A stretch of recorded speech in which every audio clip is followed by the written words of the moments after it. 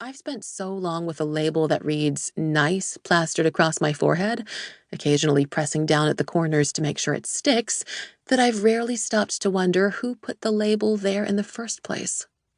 Only recently have I started to pick at the edges or think about what I'd look like with a label that says bold or fun or double-jointed.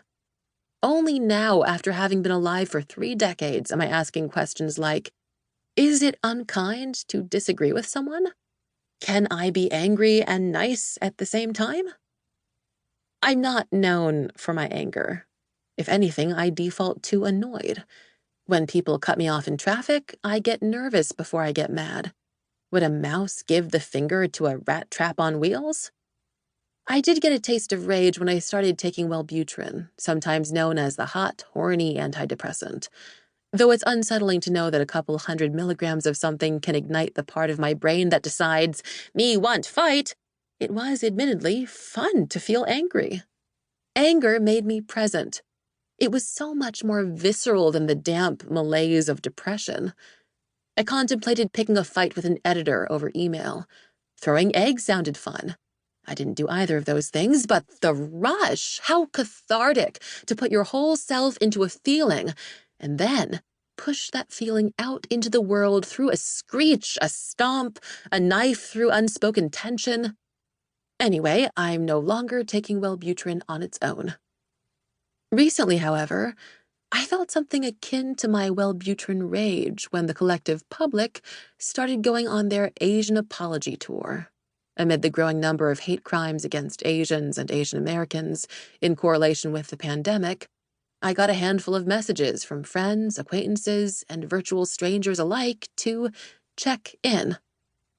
This trend, I'm assuming, was born out of non-Asian, often white, usually liberal people wanting to do something actionable in response to these attacks.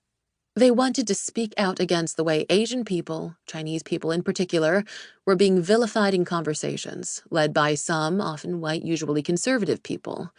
They were looking for ways to step forward and be a barrier, shielding Asians from those white people.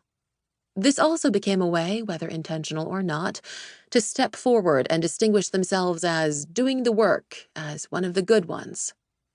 Online, I saw Asian people offering these kinds of check-ins as a way for non-Asian people to engage in an immediate, intimate capacity.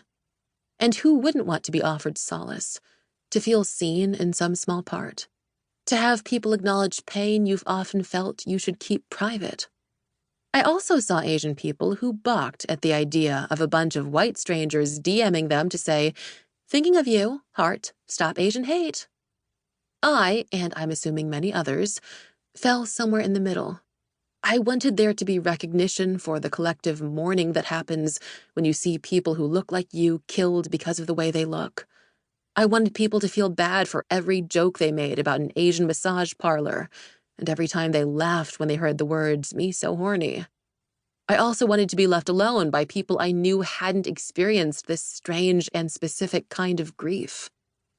Fortunately, luckily, I didn't have to confront any pointed violence in person, though I had moments where I worried strangers would approach me in anger or avoid me out of fear, seeing my eyes above my mask and thinking, looks Asian enough to me.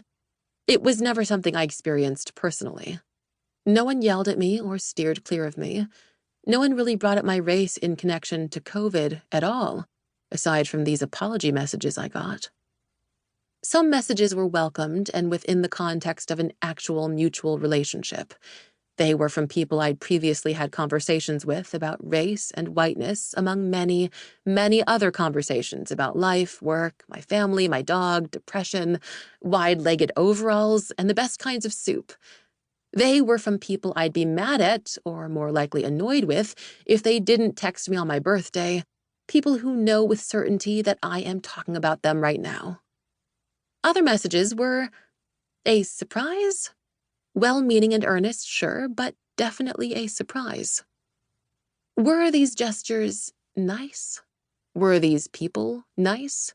Was the random stranger who slipped into my DMs to say, thinking of you, nice? If so, nice for what?